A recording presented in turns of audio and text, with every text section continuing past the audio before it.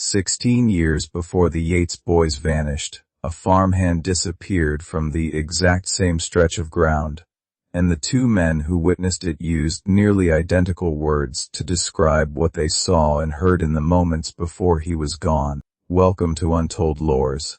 What the Ground Remembered, Part 2 of 4. The Yates case was not the only disappearance tied to that stretch of farmland outside Gloucester. This is the detail that the original investigators either did not know or chose not to connect. In 1893, 16 years before William and John Yates walked into the field and did not return, a farmhand named Thomas Reeve went missing from Barton Farm.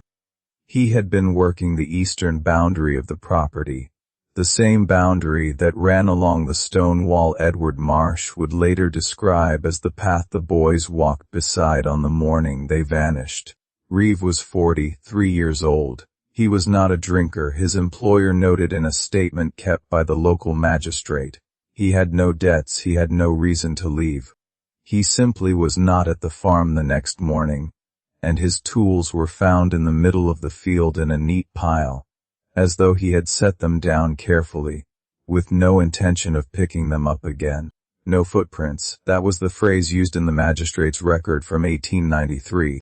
No footprints visible in the surrounding soil leading to or from the tools. The magistrate concluded that Reeve had most likely abandoned his post and traveled elsewhere. The case was noted, filed, and closed. The tools stayed where they were found. No one moved them. And there was something else in the 1893 record that did not match the magistrate's tidy explanation. Two other farm workers had been in the same field that day. Both were interviewed. Both said the same thing: they had seen Reeve working at the far edge of the boundary fence in the morning. By midday the area around him had gone very quiet.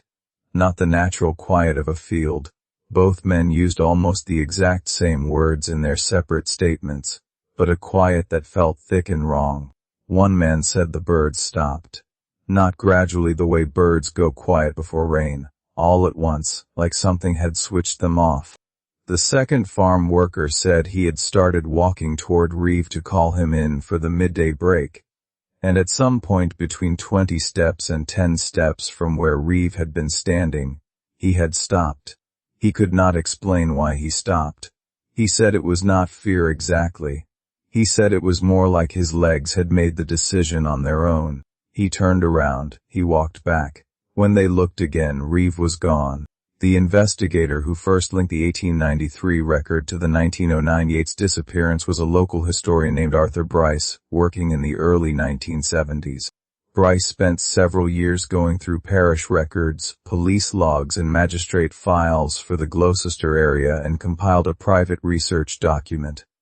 That document was not published. It was found in his house after he died in 1974, left on his desk as though he had been reading it the night he collapsed. One of the things Bryce had noted in his document, in handwriting his family described as increasingly unsteady in the later pages, was that the same basic description repeated across 3 separate events tied to that boundary area. The quiet that felt wrong, no footprints, and, in each case, a person who had been working or walking nearby reporting that they had stopped for no clear reason before reaching the point where someone or something had last been seen. The third event Bryce had documented was not a disappearance. In 1931, a young man named George Aldous had been cutting back the hedgerow along the eastern boundary of what had been Barton Farm, now split between 2 private owners. He had stopped work in the late afternoon and walked back into town. He told his wife that evening that something in the hedge had looked at him. He told her, she later recalled to Bryce during an interview in 1973, that he had said no, not an animal. Something that had no shape, something that had shape for just long enough for him to see it looking. George Aldous refused to return to that stretch of field. He died in 1968. His wife was still alive when Bryce interviewed her. She told Bryce that her husband had never spoken of it again, in 37 years of marriage, and she had never asked him to. Bryce's document laid all 3 events side by side. He drew a rough sketch of the field boundary from memory and marked the approximate locations of each event. They were all within a short distance of one another.